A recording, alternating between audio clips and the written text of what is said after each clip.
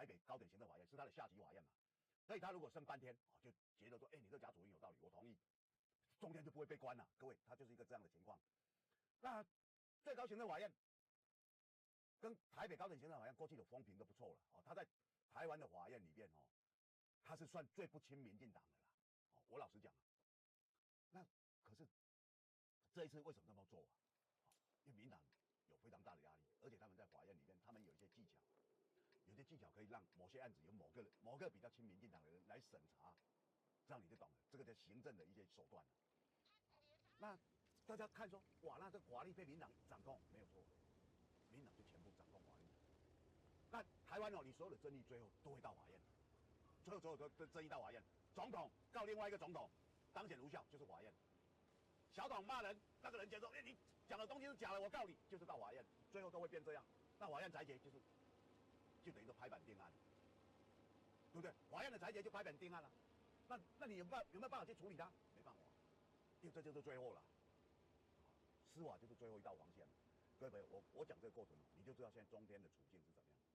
今天马英九穿着他参加告别式的服装，马英九今天穿了，他参加告别式的服装了。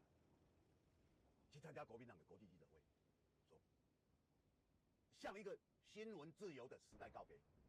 那蔡英文硬把中天关了，当然他心里很爽了，对不对？他是所有民选总统唯一关掉新闻台的，那你不听话我就把你关掉。他昨天很得意昨天国际人权日他讲了一堆话，国际人权日，人权最主要就是我最基本的我要讲什么话都可以。小董你要讲什么话？你这样骂人，你用那个被人家告我知道我当然知道问题我讲的东西是真是假，讲话可以，但不能讲假话。那我是标榜讲真话嘛，那我讲真话，你去告我会不会成立？不会成立啊。刑事诉讼法307条，它规定这个不会成立，你证明为真就不罚嘛。他的言文字眼就证明为真不罚。所以我每次开庭，我就要去证明为真证明它是真的。法官、检察官，我就要去说服他们。所以打官司就是你在说服法官、说服检察官的。我也被民进党告过，我骂民进党，民进党当然是个垃圾党，不用讲，民进党很气告我，他当然不会成立为什么不会成立？因为我证明他这个垃圾党证明他喜欢说谎检察官一次就被你说服了，为什么被你说服？因为一个政党又是执政，人民怎么可以说不能骂他呢？不可能嘛！全世界没有一个民主国家会同意说人民不能骂执政党你只要证明说他的确有说谎，的确有怎么样，那这个案例太多了嘛，民进党干的坏事还会少吗？所以你只要拿出这证据，检察官就马上就同意了。你没有提出证据，我看他心中已经想起好几个了，对不对？大家都有新闻信息我讲这个我就要告诉我们的朋友，就所以很多事情你不用怕那你只要坦荡荡那些坏人。他都拿你没办法，我不敢讲说坏人就怕你但他就拿你没办法。那我们讲这个东西凭的是什么？凭的是周遭很多朋友，凭的是我们的新闻经历，我们很多东西我们就收集得非常清楚，对不对？你在台湾你要靠的就是这个那可是民进党民进党作假他们作假做到不知道，有人假装不知道，其实通通知道。民进党现在做莱猪，罗志强发起。我们来罢免，支持莱猪的立委吴思瑶好不好？哇，他说只要大家到我这个网站你只要帮我按赞要罢免吴思瑶只要68000多票就可以了。因为吴思瑶不止这么多票因为这个法律被民进党改民进党跟时代力量把它改得罢免很轻松你用比你当选的票数还少都可以罢免一个人，这民进党改的因为他们过去要罢免蔡正元罢免不了所以他们就把它改了以后，韩国瑜被适用吴思瑶、黄捷、王浩宇、陈志忠，哇，大家都适用现在都有人在提出罢免那当然最后被点名的是吴思瑶，因为他赞成美猪那现在罗志强发起的时候，我只要超过7万人我就推动第二波什么叫第二波呢？第二波就是12月25号，民进党想强行那一天礼拜，大家强行把法律修改了，法律修改才来得及，明年1月1号让莱猪进来所以现在所有各县市的自治条例禁止莱猪，没有人是违法，不要骗人了，没有人是违法。领导说不能违背中央，现在中央的法律，现在中央的法律也是禁止任何国家的含莱克多巴胺的猪只进来耶。这在食品卫生管理法里面规定得清清楚楚。你12月25号还没改，你法律还没修啊。各位今天可以看到，所以你要期待哦，12月25号行宪纪念日当天，立法院绝对又有一场大战了。好，那我建议你带几个塑胶袋去，搞不好你可以捡到2个猪心、1个肠子，回家熬一锅汤啊。天气这么冷，不用钱了，好，对不对？大家一定会有大战嘛。现在立法院的秘书处啊，英文给所有立委，所以以后进到我们立法院的议事厅哦，不能带这个，不能带那个，然后最主要不能带内脏，好好笑。那带猪大便可以不可以？带猪屎气可以不可以？你里面没规定啊。第二个，我告诉你，立法院秘书处是立法委员的属下，是他的下属，你知道，你没有办法去规定委员必须怎么做。立法院的秘书处是一个行政单位，里面都是官员而已啊，你们没有民意基础，有民意基础的是立法委员，立法委员没有上司，你知道吗？你说，院长是立法委员上司，没有，你们搞错了，立法委员是没有上司的，立法委员要辞职，只要知会立法院，公文送达就生效啊，就这样啊。我认识很多立委辞职，包括赵少康辞职都是这样啊。赵康辞过立委啊，为了选台北市长，公文立法院收到就生效，不必说，院长批准，我干嘛要你批准？我选票比你多，我干嘛要你批准？对不对？赵少康那时候是拿23万多票的，那时候立法委员当选大概只要4万票，他拿23万多票的。各位，我讲哦，很多人不晓得，立法院秘书处规定什么？你只能规定你们秘书处的员工啊，你不能规定立委。各位这个概念要很清楚。所以我有时候在讲，很多人对法律不清楚，对很多东西不清楚，然后在那边指指点点啊。我为什么指指点点？就像小董，我说做一个姚立明在大学教法律，他们对法律都不太懂了。他们说马英九选2次有多少钱？为什么在他的马英九跟监察院报的那个里面没有这2笔钱？对不对？1票补助，你选总统1票补助30块啊。那马英九跟监察院申报的财产里面为什么没有这个钱？因为他们不懂法律，做一个不懂就算了。姚立明在大学教法律，在中山大学教法律，好好笑哦。他不了解总统、副总统选举罢免法，里面规定，总统选举的政府的补助款是归政党，不是归候选人。我们选举有两套法律，他们完全不清楚啊。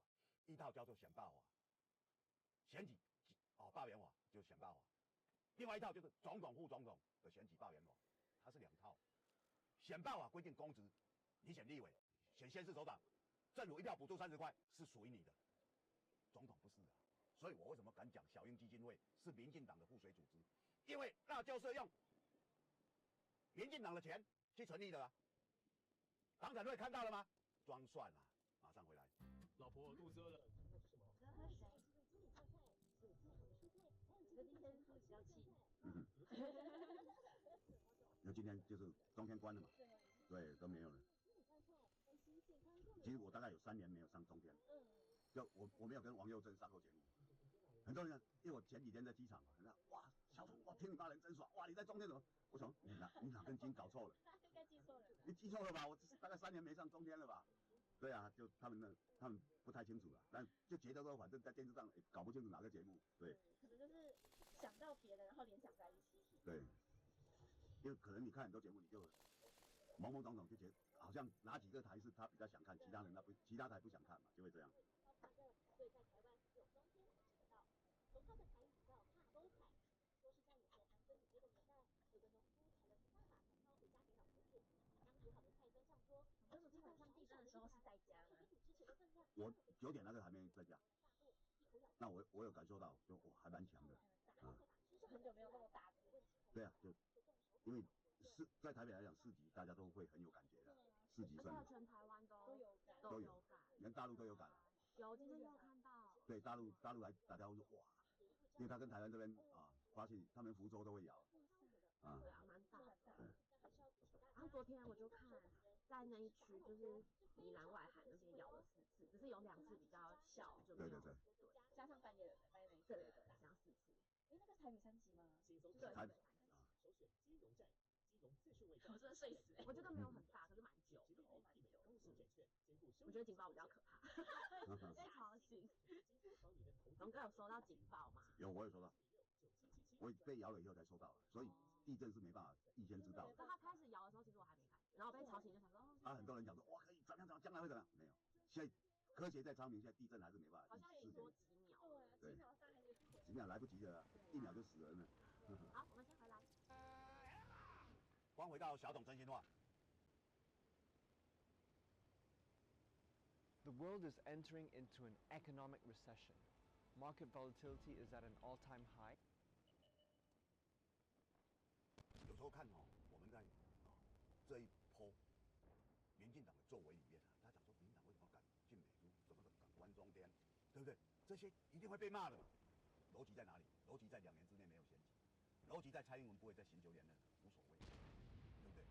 你骂蔡英文也好，你知道他民调会很低，会受影响，没错啊。昨天 ET 做了民调，75.5%的人，很担心吃到进口的莱猪，他们很担心吃到啊，58.6%的人，他不希望台湾用莱猪来换跟美国的一些什么贸易，这58.6%。那当然，我相信蔡政府自己做也差不多啦。那大家可以看到，都是过半数啊。可过半数他不在乎啊，因为他不寻求连任。你们不支持我又怎么样？我不连任了。但民进党很多立委，像吴思瑶这些人，前几天要把那些行政命令把它送出委员会。我在节目上讲过，5个委员会，立法院只有8个委员会，5个委员会开联席会议，民进党不给人家讨论，就直接要把它送院会了。那他直接送去，29个民进党立委，里面没有吴思瑶啊，说吴思瑶跑去屏东了。那我们可以看到，因为现在有罢免他，对他来讲，其实压力非常大，因为我们知道。吴思瑶是一直想选台北市长，很多人不知道。吴思瑶是一直要选台北市长。那台北市长现在当然蒋万安、黄珊珊都被提到。你如果大家出来选的话，当然大家各有他的优点跟缺点。那但这些人我都熟识了。台湾你只要大咖政治人物，95%我都认识。我讲，即使他们多么不喜欢我或怎么样，没关系，因为我们讲新闻就是。那现在这一些人有没有压力？每个人都有压力啊，对不对？你看黄杰那天就何建华被起诉，他就说：“你看嘛，就是何建华接受中共的指示，说我妈妈在中国卖茶叶，不是怎么跟何建华哪有关？”小董那天在节目上破口大骂，对不对？我说这种检察官让人家瞧不起，这种调查局的调查官让人看不起，为什么？因为你只要 Google 然后去搜寻，你就知道谁先讲啊。As your business gets more interconnected, as you launch automated solutions, and as your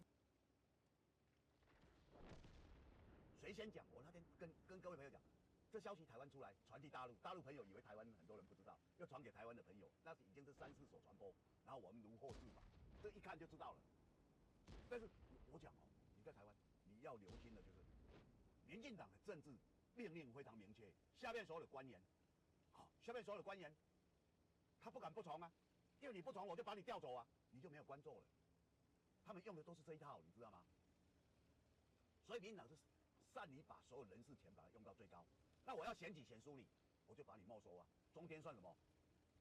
农田水利会他也没收啊，老百姓的地他这样没收啊，然后由他来派，因为我一定要能够掌控你最主要就是人事钱啊。农会我也没收啊，农会怎么没收？农会不是人民选举吗？我都选输国民党怎么办？没关系，因为我们民进党只能拿到1/3选票，2/3都是国民党啊。一个农会2/3的人支持国民党，我们选不够怎么办？没关系，我们把农会法把它修改，规定农会的理监事要有1/3是公职，要由政府指派。所以我政府指派1/3，我民进党自己又选上1/3，变成我有2/3。这就是我为什么每天骂他垃圾下三滥的不要脸政党。我讲的都是事实啊，各位朋友，水利会没收。农会我也这样干了，民进党选不过你就用这种方式，选赢你就说，你看我有最高民意基础啊，我蔡英文就这样当选了，立法院就这样啊，他就说你看我这个就是民意啊，所以他永远赢啊，因为他选输他也有办法把他弄到赢，一个下三滥的政党无所不用其极，你看了就非常清楚了。所以小董在讲，你看，民进党跟我说我只要抱美国大腿，川普不能抱了。现在想跟拜登搭上关系，那又要跟国会搭上关系。裴洛西，众议院的议长，这2天我们台湾媒体开始讲，哎，你看蔡英文跟他联系上了，同框啊，同框有什么了不起啊？哦，你个同框跟他们议长是美国第3把交椅总统副总统下来就众议院的议长第3把交椅不得了不得了。什么叫不得了？你知道国民党执政的时候，美国众议院的议长叫金瑞气啊，各位朋友可以上网黄金的金，我们的翻译瑞士的瑞，气呢，企业的气，我们租房子打企业，你打金瑞气，他在国民党执政，他跑来台湾了，他人都来了，国民党有没有办法敲锣打鼓说，哎不得了，怎么样？没有，因为议会不代表行政权各位，他就是民意机关所以我们每次在说有多少议员挺我们怎么样，议员挺有用吗？要行政机关说跟台湾建交，那才有效其他都是鬼话，你知道吗？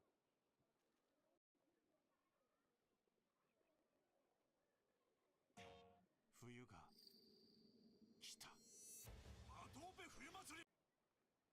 我们现在台湾就是用大外宣在作假，然后只要反中就反到哇，那大家也知道小董，我已经讲很多次了，那些白人那个嘴脸，帝国主义那种傲慢的嘴脸，然后就觉得说自己最伟大，了不起，全世界最大的主权基金叫挪威的主权基金，这个叫财富基金他们这个叫财富基金，他的执行长叫尼可莱森因为他娶了一个中国大陆的太太，中国人的太太被迫辞职了，白人就说你可能会图利中国大陆各位，这个有没有人权？当然没有人权至极吧，对不对？欧洲、美国有没有人讲话？小董现在讲这个新闻，请问全台湾有谁知道？没有人知道。这个有没有人权？我要娶谁当太太是我家的事，结果就影响我的工作，因为你太太是中国大陆的人，她可能会泄露。那戴琪会不会泄露？戴琪是中国人是华人他不是当美国新的贸易代表署吗？他会图利中国人由你们自己判断了，由你们白人老大决定我说你会就会，我说你不会就不会，你什么东西你们都比别人高等你们就是这个嘴脸各位，我讲它就是一个简单的例子，各位朋友你可以上网查一下挪威，你知道挪威是诺贝尔和平奖颁奖的地方很多人讲到诺贝尔就想到那是瑞典，不对，诺贝尔的和平奖是在挪威奥斯陆，就很多人搞错，因为北欧好几个国家我们不熟悉嘛，我们就自己在那边觉得他们很接近挪威怎么会干这种事情？因为白人自己觉得很傲慢，很了不起对不对？你觉得很了不起我们最先进最怎么样？自己在那边吹牛但我告诉各位，每个国家有它的性质。那很多人你要想想看，你什么叫国格？我们是没有国格的，因为一个蔡英文在执政，蔡政府在执政，我们是没有国格，没有国格没关系，我们自己要维持自己的人格，对不对？他们不要国格，不要人格，他们喜欢忘恩负义，背后插刀，恩将仇报，我们没办法去扭正他。社会已经变了，世道人心没有了，但是你自己的人格自己要坚挺住小董为什么敢说1个打10个打100个？我不太在乎你你们那些。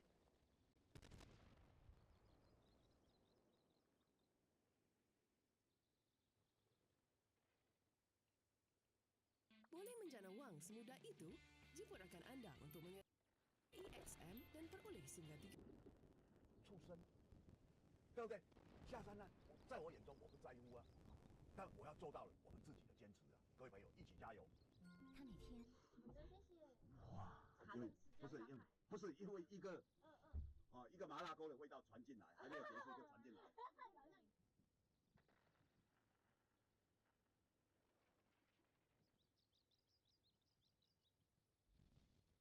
My journey has started with focus on vaccination, with focus on safety of vaccination, and how is it that the world was living this incredibly ridiculous or living inside of this statement, this belief system that vaccines are safe and effective. You know, when I thought about that as just a critically thinking person, it's absurd to have a moniker that every scientist will say, the science is settled, vaccines are safe and effective. You know, I thought about if I put a billboard on the side of the road that said, drugs are safe and effective. How many people would have a giant question mark pop up in their head by seeing that? I mean, there'd be multiple questions right away. First of all, you mean like every drug? Because I see commercials and I see that people have side effects. Some people die. I mean, I know that. Are we talking about even future drugs? Like every drug that's ever going to be made will be safe and effective? You see, it sets, we know better than to believe a statement like that, yet somehow, through the use of media, the world has accepted that a pharmaceutical product that has many of the compounds you find in a drug, only with a couple of added things, like living bacteria and viruses, or killed viruses and bacteria, but biological elements along with heavy metals and toxins, that somehow that product that's adding in biological elements is safer than a product that just has compounds in it. You know, and so what we look at is, how has this been done? Here is the issue. Your television is brainwashing you, and no matter how brilliant or smart you think you are, I have friends that are environmentalists. I have family members and people that, you know, told me years ago, watch out, you got to make sure that you don't get brainwashed by the media system, and yet they're watching it, and they believe global warming is going to destroy the world, and the most important thing they need to do is stop the ocean from being a foot deeper. Meanwhile, forced injections are coming towards them. As David Martin pointed out, trillions of dollars are disappearing. There are meetings of world leaders talking about really eroding our borders so that we're all working for one giant company. Yet because that television is repeating global warming, they have lost their way. Trust me, you are not powerful enough to overcome what I learned how to do with television and what great producers can do. With sound, with editing, with everything that we do, if we repeat it to you and I can get you to sit down in front of that thing every day, then we can change your mind and make you compromise your moral belief system. And that's what's taking place. If you could blow out every television in the world right now and make people simply have to talk to each other, you could change this world. And by the way, they may be able to stop me from being on YouTube and Facebook, but they can't stop a billion people that they can't track it all. And so really, the common person with the truth becomes much more dangerous than even I am, or David Martin, or Dr. Young are. You know, we need you to start handing these truths, to share them everywhere you can, whether it's a Thanksgiving table, to start waking people up. That's it. Fear is what the media is using. And, you know, you may think, well, I've overcome, I don't believe in COVID-19, I'm not afraid, I've achieved that. But are you afraid of whatever created COVID-19? Because that's their backup. They still have you in fear. What you've got to step into is into your love. And really that takes clearing, because we're all hearing it, and we all have bad days. It's can be a very scary time, but where a lot of people watching are like, oh my God, I'm so terrified. It's so good to hear from Del or David or, you know, Dr. Young that why aren't they afraid? Because I know I chose to be here. I chose to live in, you know, exciting and interesting times, and so have you. Stop being afraid of it, love it, and know that the one thing our opposition has lost complete track of is their heart and their love, and that will be their demise.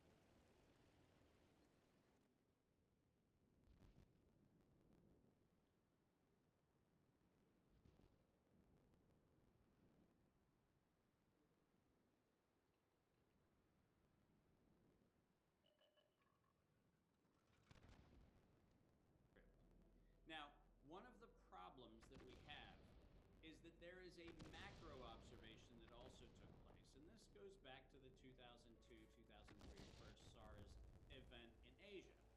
And that is that when you have a mass population fearful about a thing that you allege to exist, and remember, there's no way the public could verify the existence or absence of any of these things because the patents issued to control all of the measurements of all of these protein sequences were actually issued to and held by national government agencies from 2003 forward. So there was no way for there to be an independent body anywhere in the country to actually assess a single statement that was being made. But when you take a pandemic-inducing fear and induce that into a population, you find out that financial manipulations can be done recklessly while the entire world is focused on something else.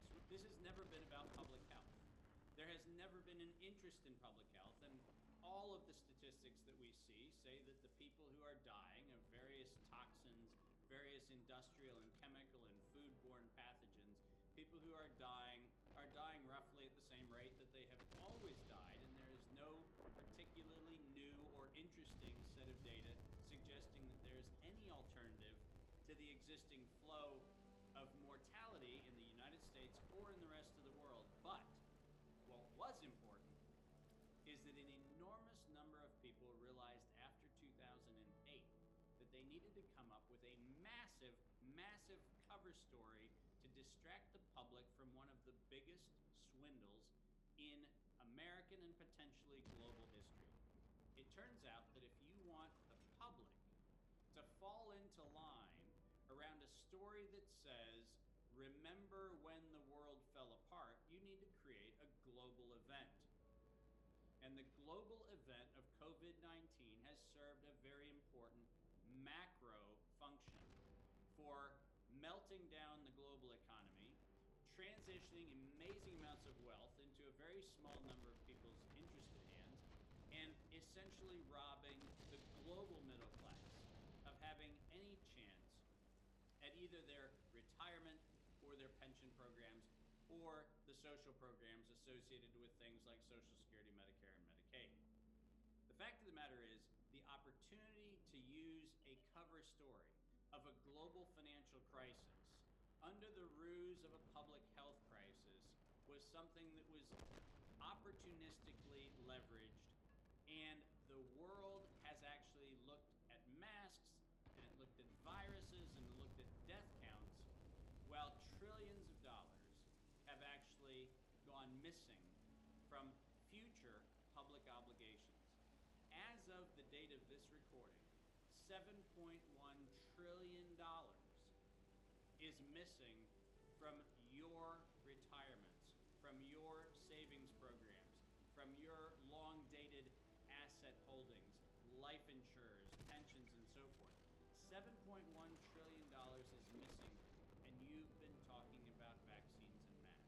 Emancipation from fear and the embrace of life is in fact something from which no force on earth can ever separate you from the core essence of the universe, and you cannot. The minute you actually allow yourself to encounter and experience even the momentary sense of the impulse of fear, the minute that happens, just purge it. Just let it go right through, because the fact is that fear is something that has been indoctrinated into us. It is not embedded within us. We can choose life.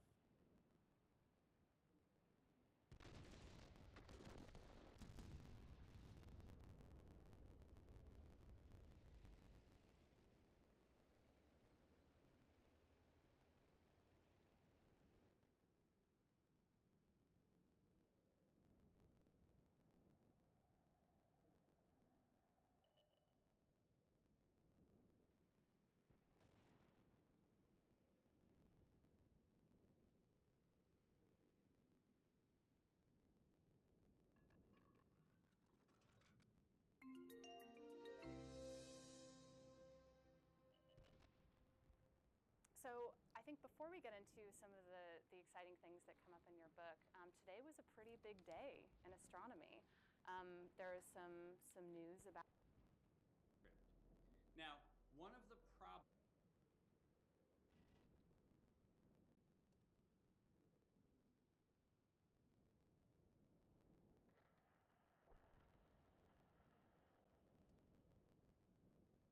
I want to end this by taking you on a brief meditative fantasy, really a vision of the possible future. And this is a vision of what would a thriving world actually look like.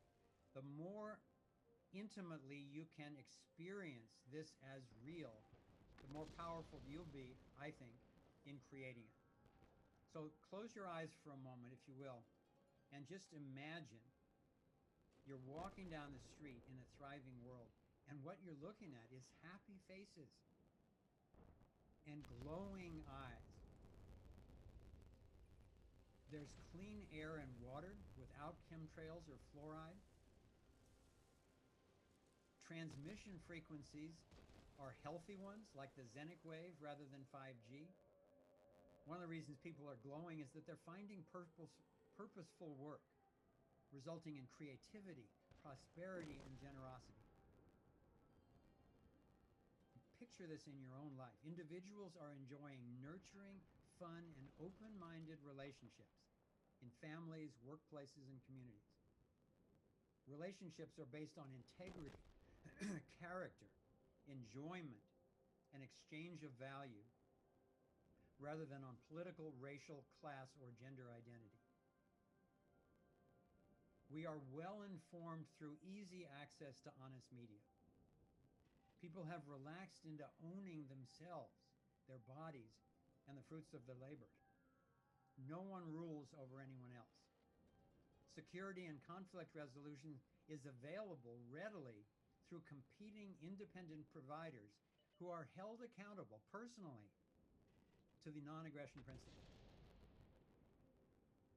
There is health freedom everywhere. There are cures accessible, early diagnosis so you can preclude cures. There is prevention through healthy lifestyle and organic food. And finally, just let yourself feel the ambiance of that entire culture that you could be living in your lifetime. And feel the possibility, the probability, and the gratitude that people are thriving in the pervasive, infectious, and spreading experience of love.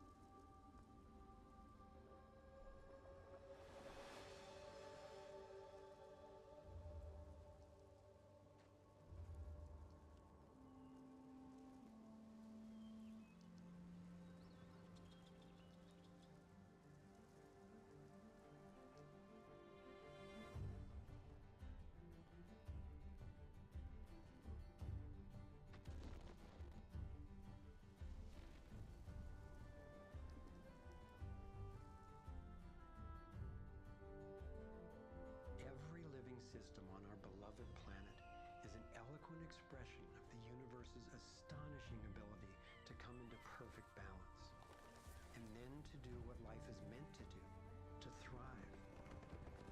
Thriving is the natural flow of life.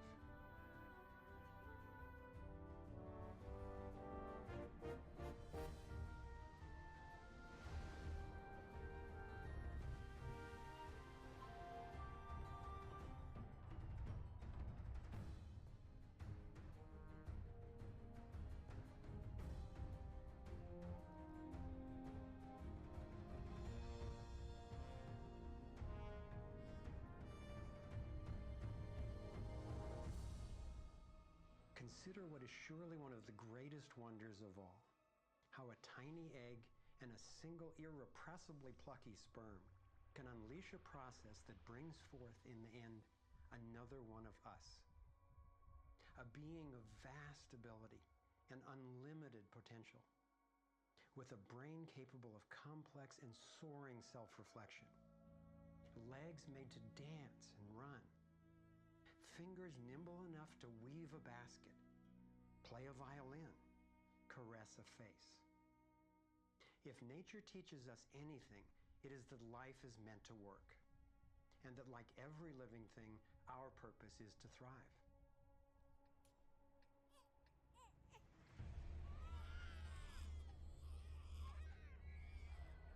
And yet, for the majority of people on the planet, life is not about thriving. It's about surviving, just trying to hang on. Is this really the best we can do? Did the universe labor for nearly 14 billion years only to bring forth a species that would end up as an enemy to life itself and to its own home? I don't think so. My name is Foster Gamble, and I have spent nearly a lifetime trying to figure out what happened. What is happening that could account for the staggering agony and deprivation on this planet? As a young man, driven by the misery I saw and by my fear for our survival, I set out on a journey, seeking to answer questions like, is it even possible for humans to thrive? If so, why aren't we? My research led me to places I never expected to go, revealing surprising discoveries that seemed unrelated at first, but which turned out to be crucially connected, as you'll see. I found a code, a pattern in nature that's been embedded in arts and icons throughout the centuries. I believe this code holds the key to a new source of clean, sustainable energy that could completely revolutionize the way all people live. I came to understand how our economic system is rigged, and I found out what we can do about it. My journey revealed ways we can claim our power to create liberating, healthy systems everywhere on Earth. I have realized that we are not a mistake. We are simply mistaken. We've been blinded to our brilliance, shorn of our strength, ignorant of our genius, unaware of our true power and magnificence. But all that is about to change. I invite you to share with me the highlights of my unlikely journey. I've created this navigator to take us through time and space. Let me show you around. On this screen, we can access what I call our vitals. It's the critical data we don't get from the corporate media, which in the US has consolidated from 50 companies down to 5 in just over 25 years. We'll use this to check on how we're really doing. The right screen tracks how to chart a healthy, sustainable course for living on planet Earth. I call these the navigating insights. And this will be our compass. Instead of a needle seeking north in our Earth's magnetic field, our compass is the shape of the field itself. And that shape, as you will soon see, has amazing technological and social ramifications. After a lifetime quest, I've come to believe that this pattern actually holds the key to a world that works for everyone. So let's go.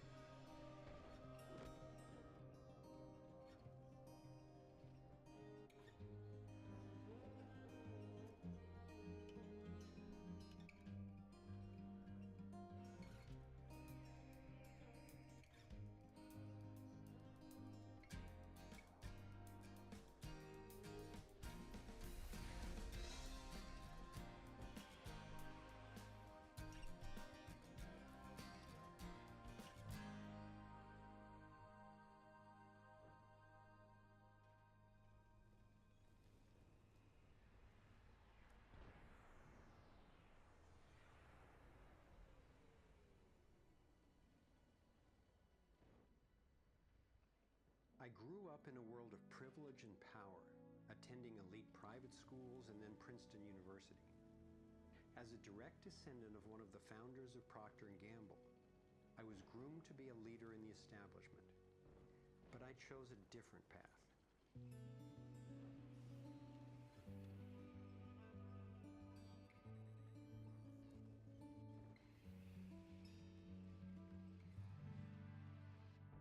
I began to wake up when I was in elementary school. Adults were teaching me that the way to protect myself from a nuclear explosion was to duck under my desk and cover my head. That's when my serious questioning began. A couple of years later, I had a direct experience of universal energy. It happened one day when I was riding on a school bus, gazing out the window. I had a vision of a whirlpool pattern, and I just knew that the flow of energy I was seeing was the same in an atom as in our entire solar system. I felt deeply that I, too, was somehow made of that same pattern. This vision was what originally got me into science, into trying to figure out how the universe works and how we humans fit into the overall pattern of life energy. Years later, I learned that the pattern I saw is known by some in the scientific world. It turns out that in 1921, Albert Einstein got a Nobel Prize for discovering that when energy is released in the universe, there are little packets of wholeness that emerge. This pattern actually tells us a lot about how life evolves. Considering the enduring wonders of creation throughout the universe, and how unsustainable so many of our human systems are, I figured learning how the universe creates and sustains life would actually be quite useful. Each of these little packets of wholeness that Einstein discovered, called a quantum, is made out of its surroundings, but is distinct within it, like a whirlpool in water. These packets are always the same pattern, no matter what size, and they are surprisingly relevant to issues as seemingly disconnected as the wars in the Middle East, the global financial collapse, and how to achieve justice for everyone. We're about to explore how. Mathematicians call this pattern the torus. The energy in a torus flows in through one end, circulates around the center, and exits out the other side. It's balanced, self-regulating, and always whole. I was first officially introduced to the torus by scientist and inventor Arthur Young. Futurist Dwayne Elgin explains how the torus is the primary pattern that nature uses for life at every scale. Evolution means to unfold, to roll out. So the question is, what is the universe rolling out? And what the universe is rolling out is self-organizing systems, and you can see this at every scale. A self-organizing system is a technical term for just a system getting a hold of itself, knowing itself, essentially. And if we go to nature, we can look at and we can see these self-organizing forms throughout. We can see it in the cross-section of an orange, the cross-section of an apple. We can see it in the dynamic nature of a tornado. We can see it in the magnetic field around the Earth, a similar magnetic field around an individual. We can see it in the structure of an entire whirlpool galaxy. We can see it in the structure of a small atom. At every scale, throughout its entire history, the universe has one single project. It's growing toruses. The universe is a torus growing factory.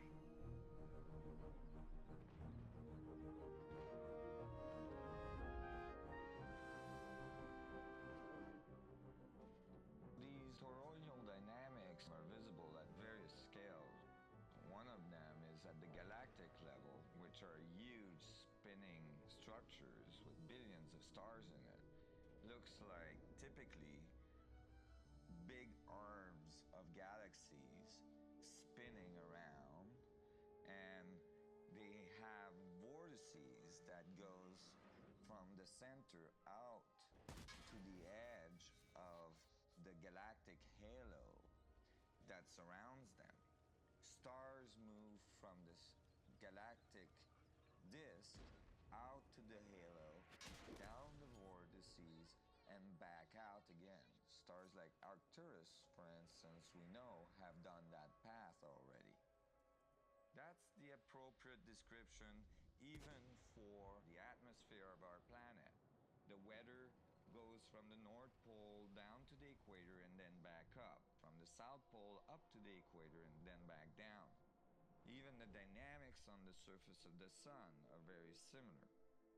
Of course, here we're looking at it from an external perspective on a small scale model. When you look at the solar system embedded in the galaxy, embedded in the cluster,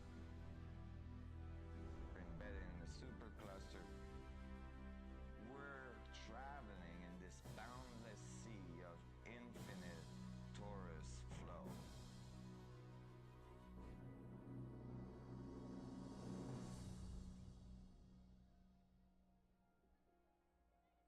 The torus is like the breath of the universe. It's the form that the flow of energy takes at every scale of existence. But there's also an underlying structure in how the flow fits together, sort of like a skeleton. It's called the vector equilibrium, a term coined by one of the 20th century's greatest thinkers, Buckminster Fuller. Inspired by Fuller's visionary work, I spent decades researching the dynamics of the vector equilibrium and the torus. I became so excited by the potential of the toroidal energy form that in 1997 I co-founded a multidisciplinary think tank called the SEAsia Symposium to study the pattern and explore its applications. Our collected research convinced me that the torus and the vector equilibrium are primary patterns, fundamental to the creation of the universe at all scales. At the SEAsia Symposium gatherings, I learned of inventors who claimed they were using the torus dynamic as the basis for devices that generated energy without combustion. This revolutionary development, accessing what's sometimes called zero point or radiant or free energy, is now being called most simply new energy technology. Given that so much of the suffering in our world is the result of lack of access to energy, I realized that free, unlimited, clean energy would be one of the greatest breakthroughs in history. It could not just improve, but actually transform the quality of life on this planet. So I began to wonder who else knew about this pattern or about this powerful potential energy source. Some of the scientists at the symposium showed me how the torus has been encoded by different cultures for millennia. Apparently, ancient cultures had embedded this code in the most enduring forms then possible, in stories, in icons, in alphabets, and buildings. Here we are at one of the world's oldest sacred sites, the Osirian Temple at Abydos, Egypt. Very little writing is found in the Osirian Temple. However, there is one very significant piece of information in that temple. It is a very faint but clear and precise drawing. It's not etched into the rock, it's not carved, it's burnt into the atomic structure of the rock in some extraordinary way. Nassim has decoded the Osirian symbol in 3 dimensions.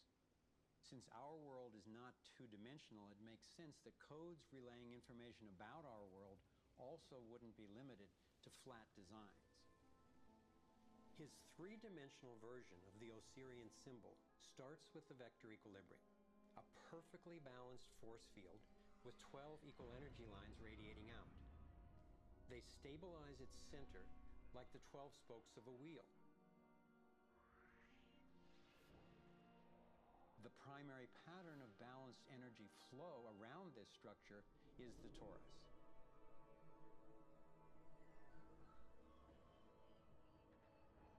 Here we expand to the next larger scale with a total of 64 pyramids called tetrahedra.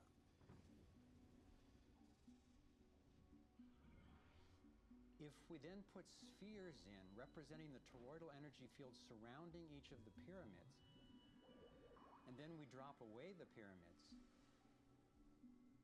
we end up with a matrix that is, amazingly, an exact overlay for the Osirian icon, a three-dimensional model of the same pattern that was burned into the rock wall of the Egyptian temple thousands of years ago.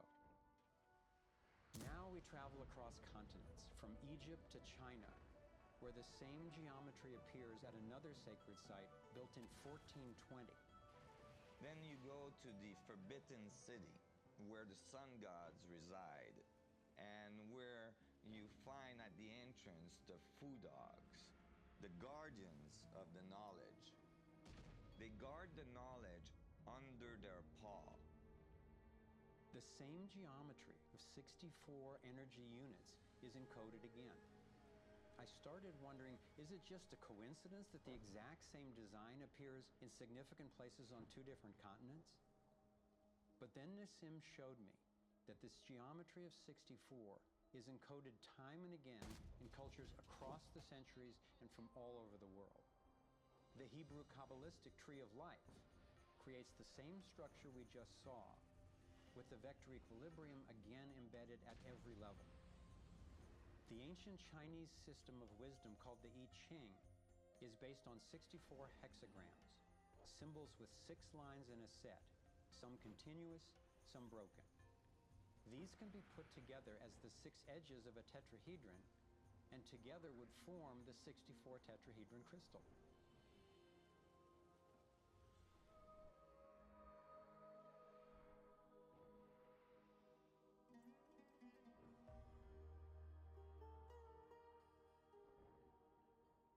This same pattern shows up in modern scientific research. The double helix has an alphabet of 64 codons that are used to encode our human DNA. I had seen that there was advanced knowledge of the living geometry of the universe thousands of years ago. But how on earth did they know about it? Most of the stories of ancient Egypt and Mayan and Incas talk about sun gods coming to the earth and teaching them engineering and writing and all of their science. I started to wonder if all these sun gods were not advanced civilization coming from another part of our galaxy. These texts and many ancient cultures describe them as coming in flying boats, or in the Vedic tradition, flying machines, and so on. There is many mention of these sun gods coming through time.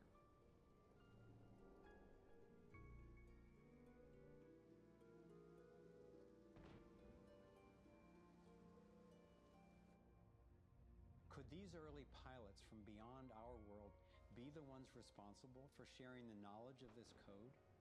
Could they actually be tapping its power to propel themselves through the cosmos? This isn't where I thought my research would lead me, and these notions were rocking my world. But Nassim has impressive evidence to back up his theories, and I could see no other rational way advanced math and physics concepts would have been recorded over 3,000 years ago. I sought out one of the most knowledgeable investigators, Dr. Stephen Greer, the founder of the Center for the Study of Extraterrestrial Intelligence. He's conducted hundreds of interviews with top-ranking government and military witnesses. And so when we talk about extraterrestrial intelligence, we're talking about civilizations that have reached the point of being sentient like we are, but whose technologies and perhaps social capabilities are such that they've been able to become interstellar or interplanetary civilizations. And when you look at the fact that the most conservative estimates are in the Milky Way galaxy that there are at least 10,000 Earth-like planets that have intelligent life on them, and that at least half of them are likely to be as advanced or more than ours, it's almost a certainty that there's intelligent life out there that have mastered the laws of the universe beyond what's currently taught at MIT and Caltech, to be able to transfer through space-time in real time through vast distances of interstellar space. We have over 4,000 cases where these objects have landed on terra firma and left physical evidence. We have over 3,500 pilot cases.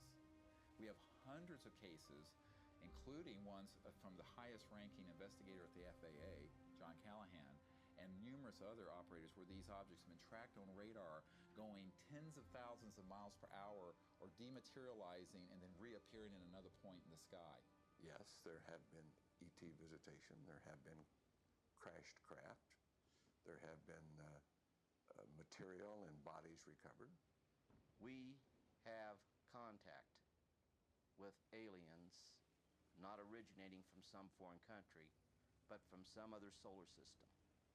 And I have been a party to that. There were documents that I have seen that refer to the Roosevelt having several instances of UFO flyovers, and particularly after they took on board nuclear weapons. And my SEAL told me, Jordan, this, what have you got in your log? This never happened. The crew going on duty and the crew coming off duty all saw the UFO just hovering in midair. It was a metallic circular object, and from what I understand, the missiles were all shut down. That means that went dead, and something turned those missiles off. Now, remember, all this stuff is flying at several thousand miles an hour. So this thing fires a beam of light at the warhead, hits it, and then this thing flies up like this. Meanwhile, we're all going like this, fires another beam of light, goes around like this, we're going like this, fires another beam of light, goes down like this, fires another beam of light, and then flies out the way it came in. And the warhead tumbles out of space. The feeling at the time was that it must have been extraterrestrial. They took the film and they spooled off the part that had the UFO on it, and they took a pair of scissors and cut it off. They put that on a separate reel, they put it in their briefcase, they handed Major Mansman back the rest of the film and said, here, I don't need to remind you, Major Mansman, of the severity of a security breach. We'll consider this incident closed. But